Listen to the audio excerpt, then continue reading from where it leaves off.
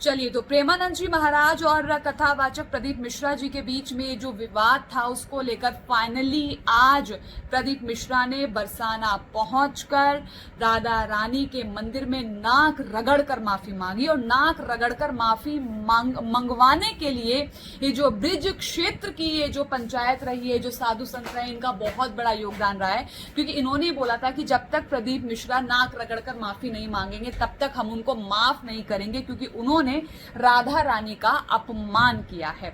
अपमान उन्होंने राधा रानी का क्या किया था, जैसे कि आप लोग सब जानते हैं कि प्रदीप मिश्रा का एक कथा करते हुए उन्होंने बात कही थी। उन्होंने कहा था कि राधा रानी जो है वो बरसाने की नहीं है, वो रावल गांव की है।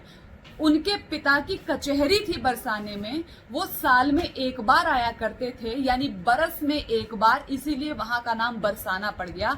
और उनके पति का नाम अनय घोष है और उनकी शादी मथुरा के छाता में हुई थी। ये बयान दिया था प्रदीप मिश्रा ने।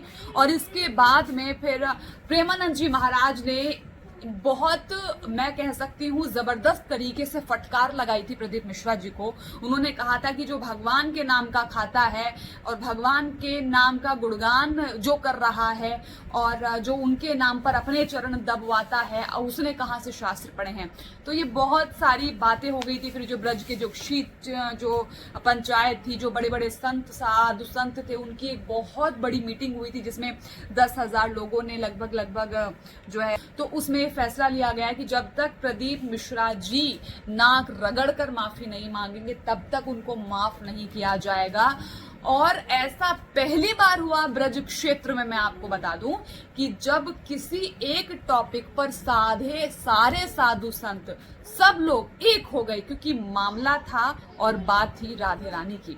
सबका एक तरफा यही कहना था कि हम राधा रानी का जो है ये अपमान बर्दाश्त नहीं करेंगे। ये अपमान ही है जो प्रदीप मिश्रा ने किया है और उनको इस तरह के शब्दों को इस्तेमाल नहीं करना चाहिए था। प्रेमानंद जी महाराज ने तो यहां तक कह दिया था कि वो है ही कौन, वो जानता ही क्या है। और जब उन्होंने प्रदीप मिश्रा जी से जब इस बारे में बात की गई तो उन्होंने बोला कि उन्होंने मुझसे तू तड़ाक करके बात की।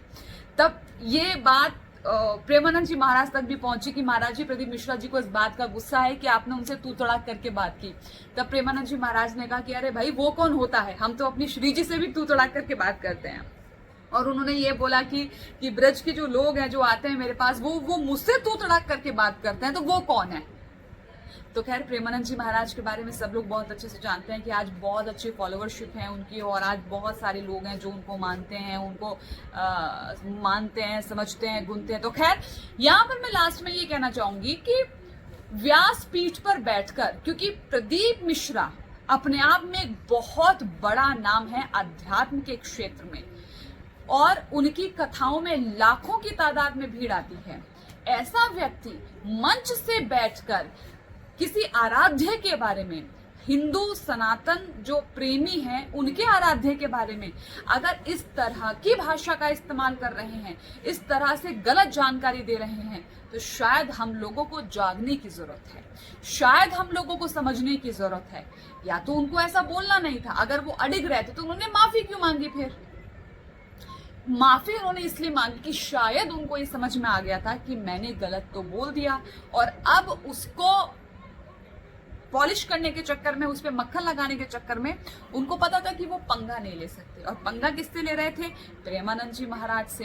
पंगा किससे ले रहे थे? ब्रज क्षेत्र में, जहाँ के कण में कृष्ण और राधा का निवास है। तो प्रेमानंद जी महाराज ने यही तो बोला कि भाई, जो कृष्ण है वो राधा है, जो राधा है वो कृष्ण है, वो जानता ही क्या है। तो मुझे हमें बहुत समझने की जरूरत है कि अगर व्यासपीठ से बैठकर इस तरह के वक्तव्य निकल कर आ रहे हैं, इस तरह की बातें निकल कर आ रही हैं, इस तरह की चीजें निकल के आ रही हैं, तो शायद हमें बहुत ध्यान देने की जरूरत है कि हमें अपनी आंखें खुली रखनी होगी कि हमें किसको मानना है और किसको नहीं।